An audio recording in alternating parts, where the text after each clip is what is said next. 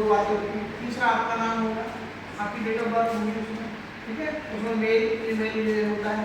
और सबसे बड़ी बात होती है आपके पिता का नाम और आपका नाम बहुत इंपॉर्टेंट है, सही बात है।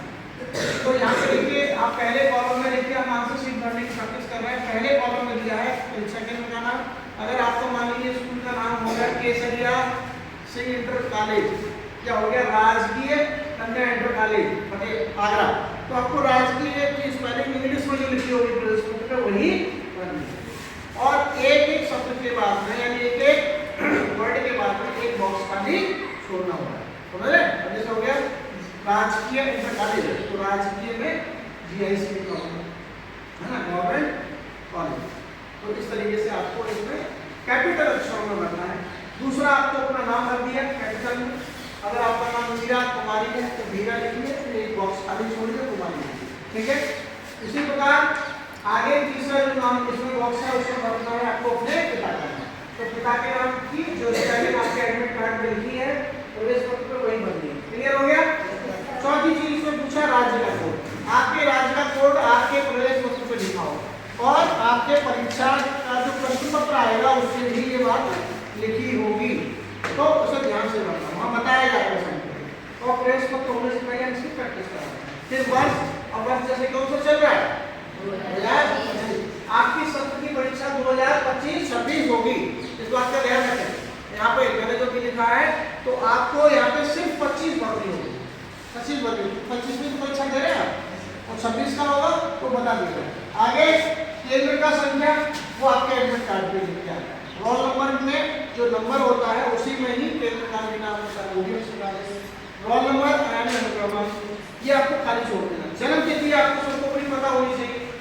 जो हमने परीक्षा अपने आप का फॉर्म भरवाया है उसमें जो परीक्षा की जन्म तिथि है वही आपको तिथि भरनी है। तो पहले क्या भरना है? दिन, डे भरना। दूसरा उसके बाद मास, महीने का। तो आपको सबको पूरी जन्म तिथि पता है?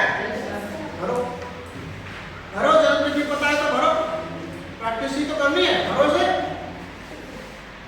पूछ लेना, बाद में सबको नोट करा दूंगा मैं, जिनको नहीं पता है बाद में बता दूंगा, जिनके फॉर्म हमने भरे हैं उनको बता दूंगा। इसके बाद आगे बढ़ो, बता देंगे बात। दूसरा इसके बाद है जन्म तिथि के बाद देखिए लिंग, लिंग में मतलब होता है मेल और फीमेल।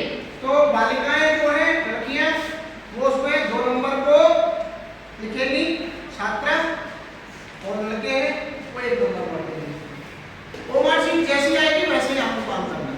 आगे जाति, जाति में देखिए सब ज्यादातर आप ओबीसी के ही होंगे, एससी का कोई है तो ओबीसी में देखिए यहाँ पे लिखा है अन्य पिछड़ा वर्ग, इसे लिखते हैं अदर बैकवर्ड, 4 नंबर उसमें भरिए, बॉक्स में 4 नंबर। इस तरीके से हो गया। अब साथ में कॉलम में देखिए क्षेत्र, क्षेत्र का मतलब होता है ग्रामीण में है आप या शहरी में। तो शहरी में है तो आपको 2 भरना, आप शहरी में नहीं है तो आपको ग्रामीण भरना, ग्रामीण में 1 नंबर भरेगा।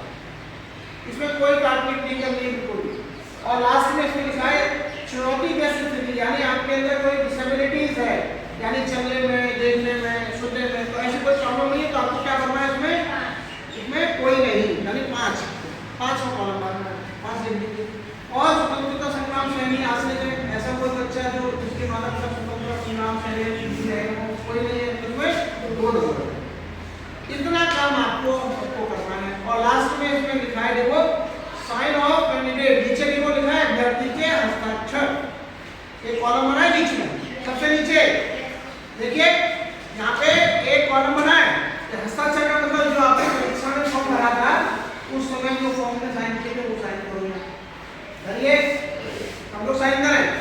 इतना काम करना सभी लोग सीखे। इस बॉक्स के अंदर साइन करना।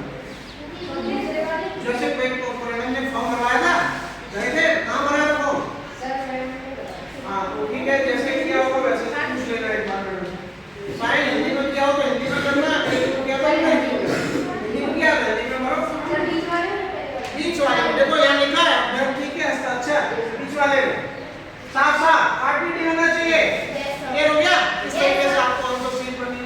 अब इसके बाद हम आपको प्रश्न पत्र देंगे, पेपर में भी आप परीक्षा देने जाएंगे तो आपको पेपर मिलेगा। अब उसको आपको सॉल्व करना 3 घंटे का आपका पेपर होता है। हमेशा याद रखिए पेपर के प्रश्न पत्र में जो प्रश्न आते हैं उनको ध्यानपूर्वक आपको पढ़ना होता है, उनको सावधानी से पढ़ेंगे। और और ये भी ध्यान रखिए कि आंसर शीट जो आपको मिल रही है कहीं से कटी-फटी तो नहीं है पहले। अगर ये कहीं कटी-फटी हो तो उसको चेंज करा लेना।